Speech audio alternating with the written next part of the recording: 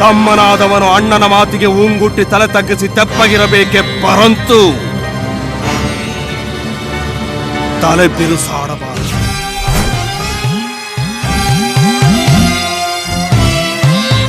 ಗಂಡನು ಮೊಂಡನಾದರೆ ಹೆಂಡತಿ ಚಂಡಿಯಾಗಬೇಕಮ್ಮ, ಚಂಡಿ.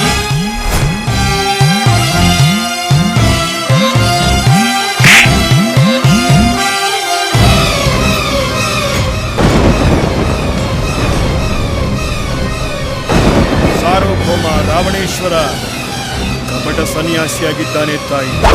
ಮಹಾಕಾಳಿ, ಅಟ್ಟಹಾಸದಿ ಮೆರೆಯುತ್ತಿರುವ ಮುಕ್ಕೋಟಿ ಅಮರರನ್ನು ಕಟ್ಟಾಳಿ ಬಾಳುತ್ಯ ಪಟ್ಟುಗಾರ, ಬಾಲಾಕ್ಷ ಪರಶಿವನ ಕೈಲಾಸ ಪರ್ವತವನ್ನೇ ಹಿಡಿದೆತ್ತಿ ಆಡಿಸಿದ ಭಕ್ತಿ ಭಂಡಾರ.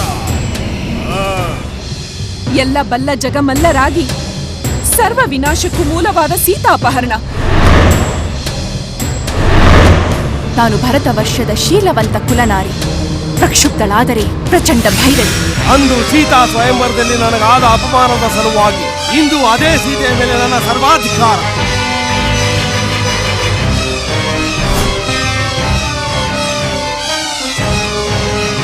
ನನ್ನ ಮುದ್ದಿನ ತಂಗಿ ಶೂರ್ಪನಖ ಮುಖವನ್ನು ವಿಕಾರಗೊಳಿಸಿದ ಆ ಮೂರ್ಖ ಮಾನವ ರಾಮ ಲಕ್ಷ್ಮಣರ ಮೇಲೆ ಪ್ರತೀಕಾರ.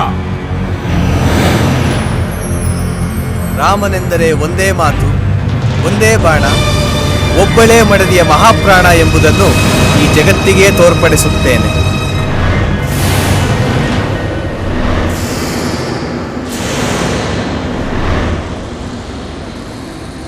ಶತಮಾಸ ಶಿವರಾತ್ರಿಗಳ ಮಧ್ಯೆ ಈ ಕುಂಭಕರ್ಣನು ಎಚ್ಚರಗೊಂಡು ಎದ್ದು ಬಂದನೆಂದರೆ ಯಾವುದಾದರೂ ಒಂದು ಯುದ್ಧ ಸಿದ್ಧವಾಗಲೇಬೇಕು.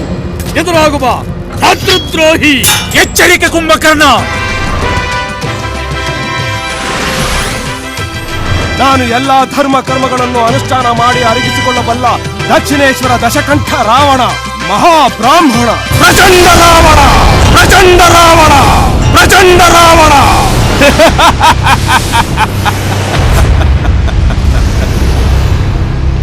ರಾಮ ರಾಮ ಎಂದು ರಾಮದೂತನಾದ ನನ್ನ ಕಾಲಿಗೆ ನಮಸ್ಕರಿಸಿ.